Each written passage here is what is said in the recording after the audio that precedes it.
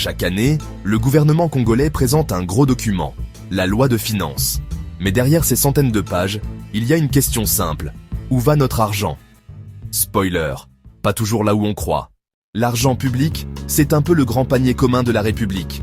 Dedans, on met les impôts sur les salaires et les entreprises, la TVA sur nos achats, les taxes à la douane, et surtout, les revenus miniers, cuivre, cobalt, pétrole, les trésors de notre sous-sol.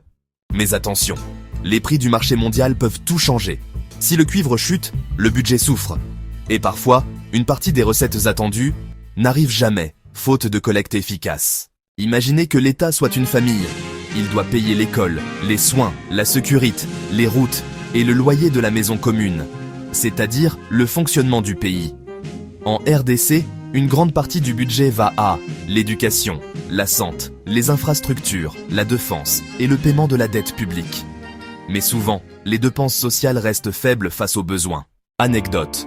Le projet de réhabilitation de la route Kasumbalesa-Lubumbashi, inscrit depuis plusieurs années, illustre bien ces lenteurs budgétaires. Le gouvernement prépare le budget, mais c'est le Parlement qui le discute et le vote.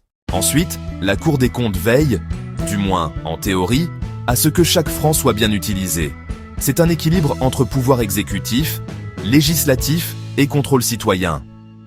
Concrètement, la loi de finances détermine si les salaires des enseignants augmentent, si les hôpitaux auront plus de médicaments, ou si les routes seront enfin réparées. En 2025, par exemple, près de 18% du budget est prévu pour l'éducation et la jeunesse. Un signe encourageant, mais encore loin des besoins réels. La loi de finances, ce n'est pas qu'une affaire d'experts, c'est le miroir de nos priorités nationales. Alors, posons-nous la bonne question. Est-ce que notre argent sert vraiment à construire le Congo que nous voulons? S'informer, comprendre, exiger des comptes, c'est ça, le vrai pouvoir citoyen.